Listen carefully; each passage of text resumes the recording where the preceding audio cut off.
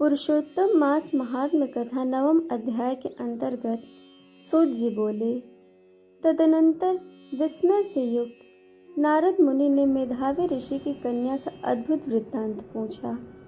नारद जी बोले, हे मुनि, उस तपोवन में मेधावी की कन्या ने बाद में क्या किया और किस मुनि श्रेष्ठ ने उसके साथ विवाह किया?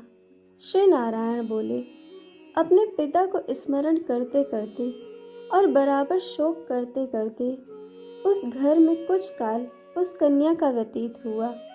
पथ से भ्रष्ट हुई हरिणी की तरह घबराई, शून्य घर में रहने वाली, दुख रूप अग्नि से उठी हुई भाप द्वारा बहते हुए अश्रु नेत्र वाली, जलते हुए हृदय कमल वाली, दुख से प्रतिक्षण गर्म श्वास लेने वाली, अतिदीना घिरी हुई सर्पिणी की तरह अपने घर के संरूण अपने दुख को सोचती और दुख से युक्त होने के उपाय को न देखती हुई उस कृशोदरी को उसके शुभ भविष्य की प्रेरणा और सांत्वना देने के लिए उस वन में अपनी इच्छा से ही परक्रोधी, जिनको देखने से ही इंद्र भयभीत होते हैं, ऐसे जटा से व्याप्त साक्षात शंकर के समान भगवान दुर्वासा ऋषि आए। हे नारद, भगवान कृष्ण ने राजा युधिष्ठिर से कहा कि हे राजेंद्र, वह दुर्वासा आए जिनको कि आपकी माता कुंती ने बालपन में प्रसन्न किया था। तब उन सुपूजित महर्षि ने देवताओं को आकर्षण करने वाली विद्या उन्हें दी। और हे भूपाल, जिन्होंने सब देवताओं से नमस्कार किए जाने वाले मुझको भी रुक्मिणी के साथ रथ में बैलों की जगह जोता। दुर्वासा को बैठाकर रथ खींचते हुए जब हम दोनों मार्ग चलने लगे, तब चलते चलते मार्ग में अति तीव्र प्यास से तालु और ओष्ठ सूख गए थे, जिस पर रुक्मिणी ने जल चाहने हेतु जब मुझे सूचित किया, तब कंधे पर रथ की जोत को रखे हुए चलते चलते ही पांव के अग्रभाग से पृथ्वी को दबाकर रुक्मिणी के प्रेम के वशीभूत मैंने भोगवती नाम की नदी को उत्पन्न किया। तब वही भोगवती ऊपर से बहने लगी। अनंतर उसी के जल से, हे महाराज, रुक्मिणी की प्यास को मैंने बुझाया। इस प्रकार रुक्मिणी की प्यास का बुझना देख उसी क्षण अग्नि की तरह दुर्वासा क्रोध से जलने लगी और प्रलय की अग्नि के समान उठकर दुर्वासा ने श्राप दिया। बोले, बड़ा आश्चर्य है, हे कृष्ण, रुक्मिणी तुमको सदा अत्यंत प्रिय है, अतः स्त्री के प्रेम से युक्त तुमने मेरी अवज्ञा कर अपना महत्व दिखलाते हुए इस प्रकार से उसे पानी पिलाया, अतः तुम दोनों का वियोग होगा। इस प्रकार उन्होंने श्राप दिया था। हे युधिष्ठिर, वही दुर्वासा यह मुनि है, साक्षात रुद्र के अंश से उत्पन्न, दूसरे काल रुद्र की तरह, महर्षि अत्रि के उग्र तपरूप, कल वृक्ष के दिव्य फल, पतिव्रताओं के सिर के रत्न, अनुसुईया भगवती के गर्भ से उत्पन्न, अत्यंत मेधायुक्त दुर्वासा नाम के ऋषि, अनेक तीर्थों के जल से भीगी हुई जटा से भूषित सिर वाले, साक्षात तपोमूर्ति दुर्वासा ऋषि को आते देखकर कन्या ने शोक सागर से निकलकर धैर्य से मुनि के चरणों में प्रार्थना की।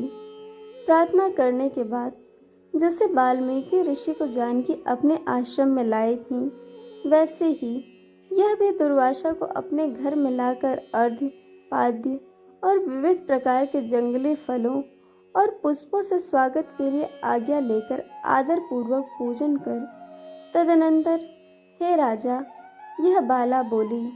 कन्या बोली, हे महाराज, हे अत्रि कुल के सूर्य, आपको प्रणाम है।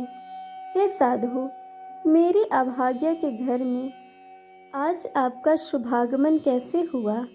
हे मुने, आपके आगमन से आज मेरा भाग्योदय हुआ है, अथवा मेरे पिता के पुण्य के प्रवाह से प्रेरित मुझे सांत्वना देने के लिए आप मुनि सत्तम आए हैं। आप जैसे महात्माओं के पांव की धूल जो है वह तीर्थ रूप है, उस धूल का स्पर्श करने वाली मैं अपना जन्म आज सफल कर सकी हूँ। आज मेरा व्रत भी सफल है।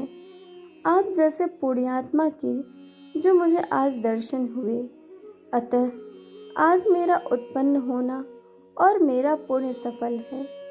ऐसा कहकर वह कन्या दुर्वासा के सामने चुपचाप खड़ी हो गई। तब भगवान शंकर के अंश से उत्पन्न दुर्वासा मुनि मंद हास्य युक्त बोले। दुर्वासा बोले, हे दुष्सुते, तू बड़ी अच्छी है। तूने अपने पिता के कुल को ताड़ दिया। यह मेधावी ऋषि के तप का फल है जो उन्हें तेरी जैसी कन्या उत्पन्न हुई। तेरी धर्म में तत्परता जान कैलाश से मैं यहाँ आया और तेरे घर आकर तेरे द्वारा मेरा पूजन हुआ। हे वारारोही, मैं शीघ्र ही बद्रिकाश्रम में मुनि सत्तम नारायण देव के दर्शन के लिए जाऊंगा, जो प्राणियों के हित के लिए अत्यंत उग्र तप कर रहे हैं। कन्या बोली, हे ऋषि, आपके दर्शन से ही मेरा शोक समुद्र सूख गया। अब इसके बाद मेरा भविष्य उज्जवल है, क्योंकि आपने मुझे सांत्वना दी। हे मुने, मेरी उस प्रादुर्भूत बड़े भारी ज्वाला युक्त दुख रूप अग्नि को क्या आप नहीं जानते हैं? हे दया सिंधु, हे शंकर, उस दुखाग्नि को शांत कीजिए। मेरे विचार से हर्ष का कारण कुछ भी दिखलाई नहीं देता। न मेरी माता है, न पिता, न तो भाई जो धैर्य प्रदान करता। अतः दुख समुद्र से पीड़ित मैं कैसे जीवित रह सकती हूँ? जिस जिस दिशा में मैं देखती हूँ वह दिशा मुझे शून्य ही प्रतीत होती है। इसीलिए हे तपोनिधि, मेरे दुख का निस्तार आप शीघ्र करें। मेरे साथ विवाह करने के लिए कोई भी तैयार नहीं होता है। इस समय मेरा विवाह न हुआ तो मैं फिर विचलित श्रद्धा हो जाऊंगी। यह मुझे बड़ा भय है। इसी भय से न मुझे निद्रा आती है, न भोजन में मेरी रुचि होती है। हे ब्राह्मण, अब मैं शीघ्र ही मरने वाली हूँ। यह मेरा इस समय निश्चित है। ऐसा कहकर आंसू बहाती हुई कन्या दुर्वासा के सामने चुप हो गई।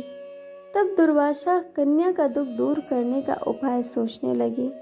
श्री नारायण बोले, इस प्रकार मुनि कन्या के वचन सुनकर और इसका अभिप्राय समझकर बड़े क्रोधी मुनिराज दुर्वासा ने उस कन्या को कुछ हित विचार पूर्ण कृपा से उसे देखकर सारभूत उपाय बतलाया। इस प्रकार पुरुषोत्तम मास महात्म का 9वां अध्याय पूर्ण हुआ। दोस्तों, आपको कथा कैसी लगी यह हमें कमेंट करके ज़रूर बताइएगा और चैनल को सब्सक्राइब, वीडियो को लाइक शेयर करना बिल्कुल मत भूलिएगा। वीडियो देखने के लिए आप सभी का बहुत बहुत धन्यवाद। जल्द मिलेंगे इस कथा के अगले अध्याय के साथ।